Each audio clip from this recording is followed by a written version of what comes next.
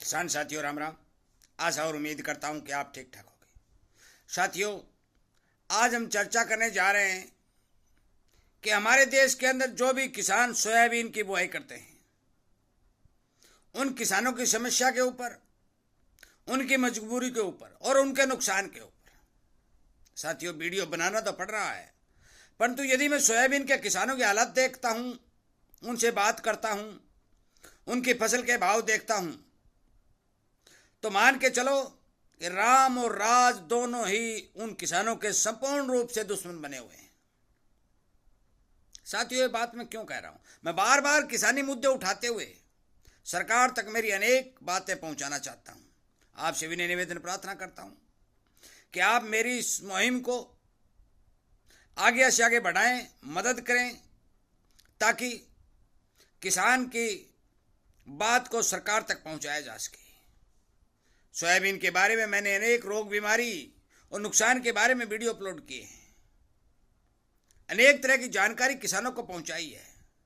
इसीलिए मैं कहता हूं कि आप इस चैनल के साथ जुड़िए, अपनी आवाज को उठाइए, क्योंकि मध्य प्रदेश, महाराष्ट्र और राजस्थान के बहुत बड़े हिस्से के अंदर सोयाबीन की जो खेती होती है, उस खेती के बारे में यदि विचार किया जाए तो बहुत लंबे समय से उन किसानों को अति भारी से भारी नुकसान हो रहा है। साथियों, मंडियों से मेरे पास वीडियो आ रहे हैं, जो किसान सोयाबीन लेकर के अपना मंडी में बेचने के लिए आ रहा है, वो सोयाबीन बिना भाव के मंडी में लूटी जा रही है।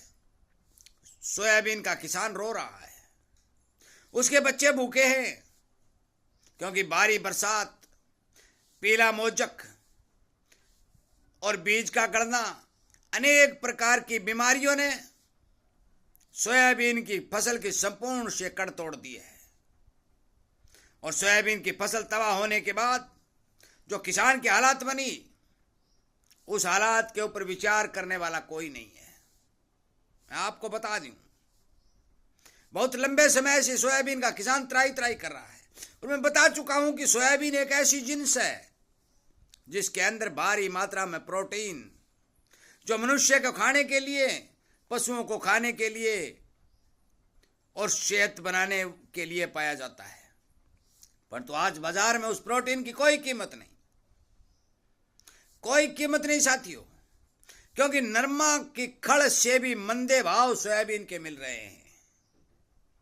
अब आप मान के चलो कि यदि इस भाव में सोयाबीन का किसान अपनी सोयाबीन को बाजार में सेल करता है, तो फिर उसकी क्या जो बचत निकलती है और क्या तरीका उसके पास है कि वो अपने बच्चों का लालन पालन कर सके। साथियों, सोयाबीन की फसल में भारी भरकम नुकसान को देखते हुए, बहुत ही कम पैदावार को देखते हुए, बहुत ही कम बिजाई को देखते हुए और देश के अंदर खपत को देखते हुए आज के जो भाव सोयाबीन के मिल रहे हैं, वो संपूर्णतः नाजायज हैं। नमी के नाम पर, क्वालिटी के नाम पर 3800 और 4000 रुपए में किसान की सोयाबीन मंडियों में लूटी जा रही है। इधर से सरकार भारी भरकम स्टॉक बाजार में काट रही है, नीलामी कर रही है। सरकार ने एक बात कही थी कि हम एमएसपी पर दाना दाना खरीदेंगे। कुछ किसानों ने अपनी सोयाबीन की फसल को बाजारों में लाना शुरू कर दिया है, तो अब सरकार कहां गई? वो किसान सरकार की खरीद केंद्र को ढूंढते हुए घूम रहे हैं, पर तो कहीं सरकार का खरीद केंद्र दिखाई नहीं दे रहा है। क्यों नहीं दे रहा है? सबसे बड़ा कारण यह है कि जब तक स्टोरियों के स्टॉक में फुल सोयाबीन पैक न हो जाए, तब तक सरकार खरीद नहीं करती। और सरकार जब खरीद करेगी तो उस खरीद के अंदर भी आनाकानी संपूर्ण रूप से की जाएगी, किसान को भारी भरकम नुकसान पहुंचाया जाएगा। आज सोयाबीन की फसल की हालात यदि 3 महीने से देखी जाए, तो मान के चलो कि उन किसानों की जो फसल है उसकी बिल्कुल दयनीय हालत के अंदर फसल गुजरी है। बहुत ही कम प्रोडक्शन सोयाबीन का होने जा रहा है। मैं बार बार ये आवाज उठा चुका हूं कि 30 और 35% सोयाबीन का प्रोडक्शन अब की बार घटे ही घटेगा। बिजाई कम है, नुकसान ज्यादा है। सभी कारण इसके ऊपर लागू होने के चलते सोयाबीन जो पैदा होगी उसका, उस सोयाबीन के अंदर भारत का काम नहीं चलने वाला। वही सरसों वाली हालात सोयाबीन में होने जा रही है। परंतु लगातार विदेशों से सामान मंगवा करके सरकार के पास जो भी स्टॉक बचा उसको स्टॉक को बाजार में काट करके सोयाबीन के भाव को धड़ल्ले से जमीन पर दबाया जा रहा है और जिससे सोयाबीन के किसान को भारी भरकम नुकसान हो रहा है। मैंने काफी वीडियो सुने हैं जो मंडियों में किसान रो रहे हैं, वो बता रहे हैं कि हमें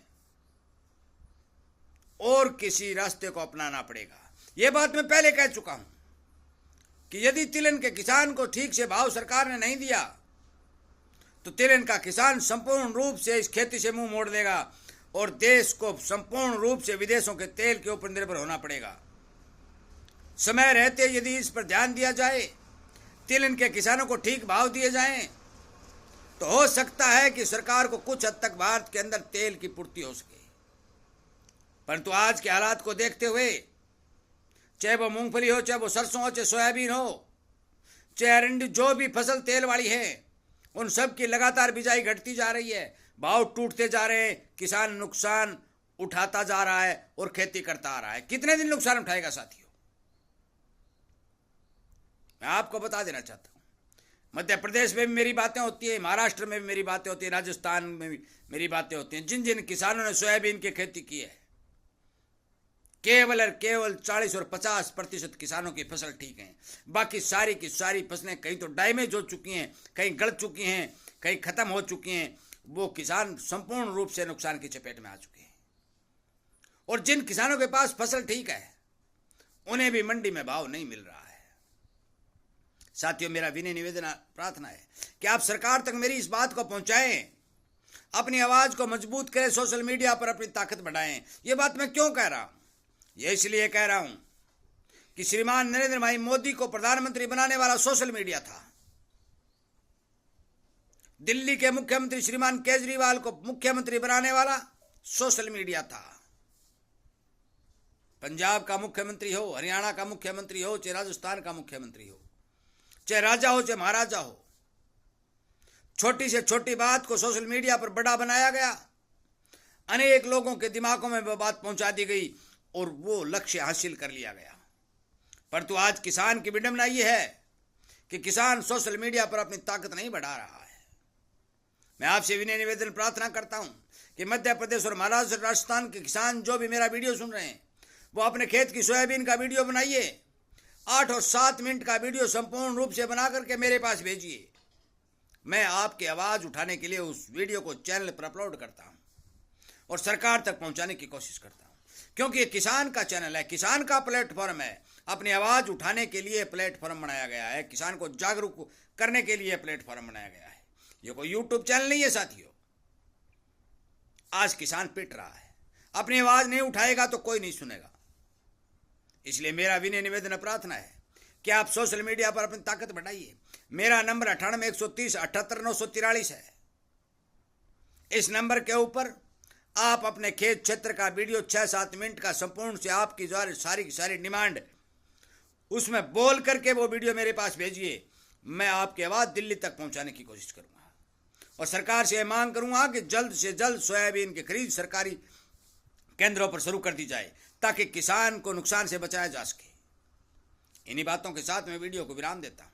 उम्मीद करता हूं कि मेरी बात पर आप जरूर गौर करेंगे और अपनी आवाज को उठाने के लिए सोशल मीडिया के ऊपर अपनी ताकत को बढ़ाएंगे और अपने खेत और नुकसान के वीडियो मेरे पास भेजेंगे ताकि मैं आपकी आवाज को आगे से आगे बढ़ा सकूं।